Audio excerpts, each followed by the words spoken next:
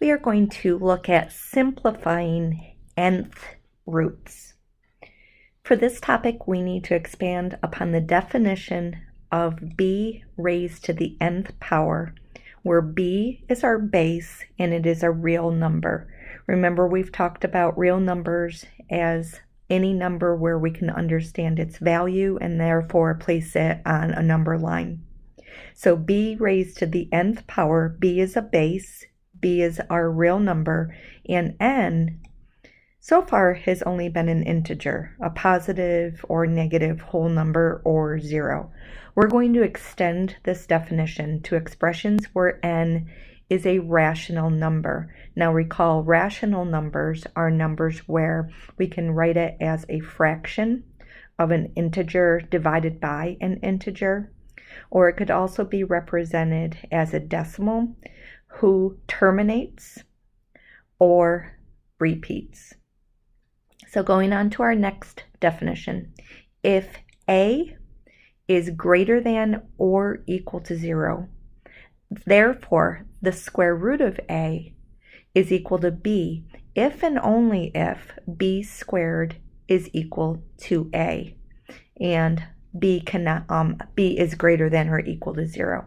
Now this is looking at a square root, and square roots are just a special case of the nth root. So we're going to be looking at cubed roots, fourth roots, etc. Definition of an nth root. For a positive integer n greater than 1, so it cannot be equal to 0, it cannot be negative, and it also cannot be 1. So it has to be greater than 1, such as 2, 3, 4, etc. The principal nth root of a is denoted by the nth root of a. You can see the symbol right here. So I'm going to change to pen. Okay, the symbol right here.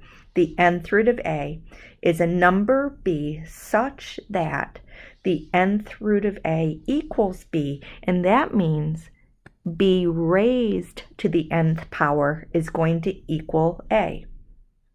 Now, if n is even, so if our root is even, then we require that a must be greater than or equal to 0, and therefore b must be greater than or equal to 0.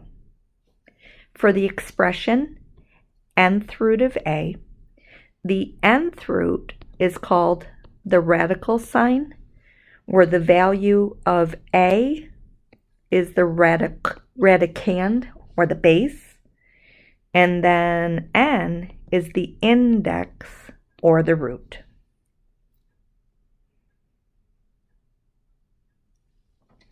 It is important to explore the relationship between the radicand, remember that is the base, and the index, the root, to determine if an expression represents a real number. So for example, we have the fifth root, so our root is 5 of 32, and this is equal to 2 because it is true that 2 raised to the fifth power is 32, and that is because 2 times 2 times 2 times 2 times 2 is 32. Now note, our radicand is odd, and that means that our base, I'm sorry, I misspoke, our index is odd. So we have an odd index, which means our radicand can be negative. So we have a negative radicand, and that is okay because our root or our index is odd. And so the fifth root of negative 32 is real. It equals the value of negative 2, and that is because negative 2 raised to the fifth power is equal to negative 32. If we think about negative 2 to the fifth, that means negative 2 times negative 2 times negative 2 times negative 2. One more time, times negative 2. And that is indeed equal to negative 32. So as long as your index is odd, the base or the radicand can be negative. And that leads us into the first example. So your job is to simplify the cubed root of negative 27. Our next question, our next example, we have the square root of a fraction.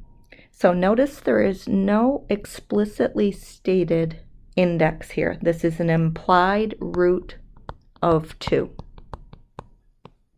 And so this reads as the square root of 49 over 100. Well, the square root of 49 is equal to 7, and the square root of 100 is equal to 10. So this is equal to 7 over 10, which does not simplify. You do need to make sure to always check, is this simplified? And the answer is yes. 7 does not divide by 10. It is done. Your next question, you're asked to simplify the square root of 144 over 81 and make sure that it is fully simplified.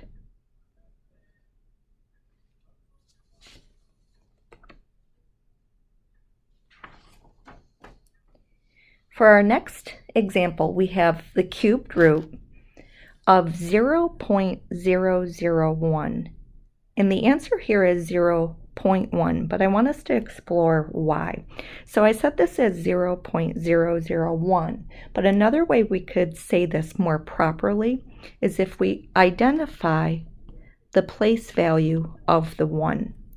So this is our tenths, hundredths, and the 1 is in the thousandths place. So another way to say this is the cubed root of 1/1000th. So this is the cubed root of 1 over 1,000. And the cubed root of 1 is 1. And the cubed root of 1,000, notice 1,000 has 3 zeros. So the cubed root of 1,000 is equal to 10 because 10 cubed is 1,000. And another way to write 1 over 10 is as 1/10, which is a decimal, 0.1, which proves that this is equal to 0.1. Your job is to simplify the fifth root of 0.00032. And place value may help you there. Now, for example number 4, the fourth root of negative 16 is not a real number because we're dealing with an even root or index with a negative radicand or base. And this is impossible. And the reason for this is, think about what number could I possibly raise to an even power and ever get an outcome that is negative? And the answer to that is nothing. This is impossible. It's not a real number. Your next question, simplify the 8th root of negative 1. Now notice question number 4 is very different than our example for number 5. And the reason this is so different is the negative is out front. So this reads as the negative of the 4th root of 16. And the 4th root of 16 is 2. And the reason for that is 2 raised to the 14th is 16. So this is equal to the negative of the 4th root of 16, and the 4th root of 16 is 2, so this is equal to negative 2.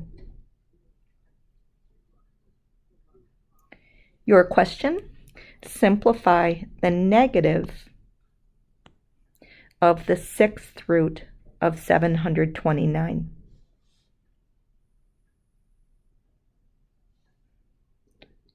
And your last question, simplify the negative of the 5th root of the negative of 243.